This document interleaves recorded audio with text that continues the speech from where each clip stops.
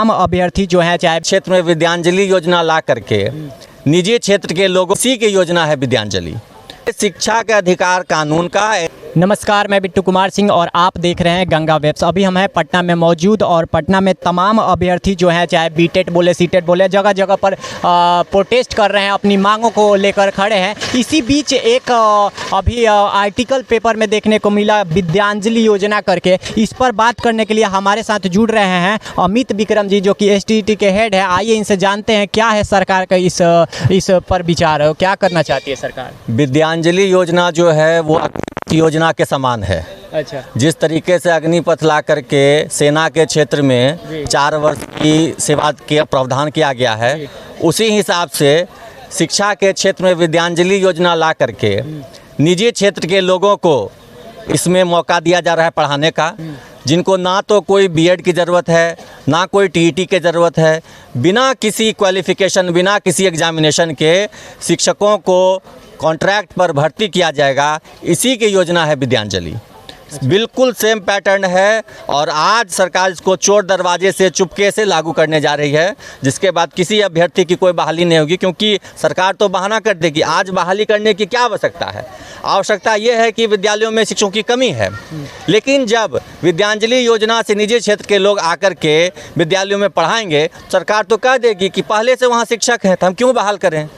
तो सरकारी नौकरियों को वही हाल हो योजना है, वही हाल हो जाएगा कि जैसे कि शिक्षा मित्र वाला मुखिया जी 1500 वाला उठा कर ला दिए, तो कोई भी आकर पढ़ाने लगेगा जिसको बिल्कुल ये शिक्षा के अधिकार कानून का, एनसीईटी के गाइडलाइंस का सरेआम उल्लंघन है। समग्र शिक्षा अभियान, एनसीएफ, बीसीएफ की जितनी भी नीतियां बनी, सबको इस सरकार ने मटियामेट कर देने की योजना बनाई है। ये विद्यांजलि योजना जो कानून में प्रावधान है उनका खुल्ला उल्लंघन है और शिक्षा को ये गर्त में ले जाने वाली योजना है। बिहार के युवाओं को गर्त में ले जाने वाली योजना है ये।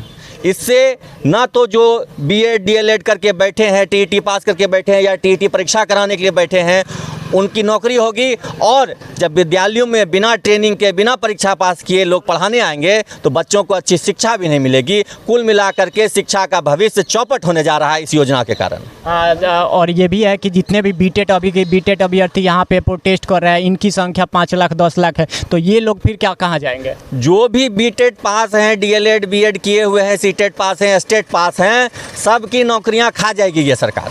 जब विद्यांजलि योजना में कल बैठक होनी है, सभी जिलों में बैठक हो रही है कि विद्यांजलि योजना के तहत निजी क्षेत्र के लोगों को जो मात्र 12वीं पास हैं, मात्र क्वालिफिकेशन उसमें लिखा हुआ है 12वीं पास के लोग जाकर के विद्यालय में पढ़ाएंगे। कोई डीएलएड बीएड की बाध्यता नहीं है, कोई टीईटी की बाध्यता नहीं है। तो फिर ये जो लाखों की संख्या में 5 लाख 7 लाख लोग हैं जो DElEd BEd TET STET बीटेट CTET करके बैठे हैं, इनका भविष्य क्या होगा? अंधकार में नहीं होगा तो क्या होगा? और वो लोग पढ़ाएंगे क्या? जो उनकी ट्रेनिंग नहीं है उनको आप क्या पढ़वाएंगे बच्चों को? अभी ही स्थिति जो है, मौजूदा स्थिति है, जो अगर बोले माध्यमिक शिक्षा की, प्राथमिक शिक्षा की, तो पूरा शिक्षा व्यवस्था बदहाल दिख रहा है। अगर पहले की बात करें तो 400 500 700 ऐसे स्कूलों में स्टूडेंट दिखते थे, आज 2 4 को दिखते हैं। देखिए, साफ बात है कि संस्थागत तौर पर शिक्षा व्यवस्था को ध्वस्त किया जा रहा है, सरकारी व्यवस्था को, ताकि उसका निजीकरण हो सके। और निजीकरण में सीधा जो कॉरपोरेट घराने हैं, जो सरकार में बैठे मंत्री हैं, पदाधिकारी हैं, उनका लाभ है, उनका फ़ायदा है। आप पता कर लीजिए पटना के बड़े बड़े नामी प्राइवेट स्कूल में किनका पैसा लगा है, कौन है उसके डायरेक्टर। ये सारे सरकारी नेता हों, पदाधिकारी हों, इनके परिवार के लोग, इनके पति पत्नी भाई भतीजा ही निजी विद्यालयों को चला रहे हैं। सरकार जानबूझ करके सरकारी व्यवस्था को चौपट कर रही है ताकि इनके लोग, भाई भतीजे फल फूल सकें, पैसा कमा सकें, इनका विद्यालय चल सके। तो ये आप एसटीईटी के हेड हैं, आप जितने भी आप हेड हैं और यहाँ पे तमाम अगर जो भी शिक्षा से जुड़ी चीज़ें होती है उस पर बातें रखते हैं और जगह जगह जाते हैं, तो अगर ऐसी नीति आती है तो क्या होगा फिर आगे आपका क्या? देखिए, मैं बतौर टीईटी शिक्षक संघ के प्रदेश अध्यक्ष के तौर पे आज ये ऐलान करता हूँ कि इस विद्यांजलि योजना को हम लोग बिहार में लागू नहीं होने देंगे। चाहे इसके लिए हमें हाई कोर्ट जाना पड़े, सुप्रीम कोर्ट जाना पड़े या आंदोलन प्रदर्शन करना पड़े, ये विद्यांजलि योजना को हम नहीं लागू होने देंगे, क्योंकि इससे शिक्षकों का, शिक्षक अभ्यर्थियों का और बच्चों का सबका भविष्य बर्बाद हो जाएगा, चौपट हो जाएगा। एक तरह से जो है कि सरकार जो है सरकारी चीज़ों को बेचने का फिर काम कर रही है। बिल्कुल यही तो है। आज इतने दिनों से दो दशक से 20 सालों से लगातार विद्यालयों में शिक्षकों की कमी बनी हुई थी। सरकार को बहाली करनी थी, सरकार ने बहाली नहीं की, और अब जाकर के क्या योजना लाई कि विद्यांजलि योजना से प्राइवेट लोग कोई भी आकर के विद्यालय में पढ़ा देगा। तो ये निजीकरण ही तो है। और उसमें विद्यांजलि योजना में एक और प्रावधान मैं आपको बता रहा हूँ कि कोई भी कॉरपोरेट प्रॉपर्टी या कॉरपोरेट बॉडी या कोई समाजसेवी संस्था के नाम पे विद्यालय का अधिग्रहण कर सकेगी, यानी संचालन की पूरी जिम्मेदारी ले सकेगी। तो सोचिए, अगर किसी प्राइवेट एनजीओ को या किसी भी कॉरपोरेट को विद्यालय चलाने के लिए दे दिया जाएगा, तो वो सरकारी पे स्केल पे शिक्षकों की भर्ती करेगा? नहीं करेगा। और कल को जा कर के जिस तरह से सरकारी अस्पताल ठप हो गए हैं, उनमें अच्छा इलाज नहीं होता, मजबूरी में सबको प्राइवेट हॉस्पिटल जाना पड़ता है, प्राइवेट क्लिनिक जाना पड़ता है। वही स्थिति शिक्षा विभाग की होगी और होने वाली है। ये कल से लागू होने वाली है। शिक्षा व्यवस्था को ध्वस्त करके निजी पूंजीपतियों को बढ़ावा देने की योजना। और एक चीज़ है कि अगर स्कूलों में जाएं तो बहुत ऐसे स्कूल है जहाँ पे छात्र नहीं आ रहे हैं, तो बहुत ऐसे स्कूल है छात्र आ रहे हैं लेकिन शिक्षकों की कमी है। और अभी एक लॉलीपॉप के रूप में दे दी है सरकार की इसको, अब इस पर सालों साल चलाएगी, तो कहीं ना कहीं शिक्षा व्यवस्था तो पूरी तरीके से ध्वस्त हो जाएगी। देखिए, शिक्षा व्यवस्था में प्रॉपर मिसमैनेजमेंट है।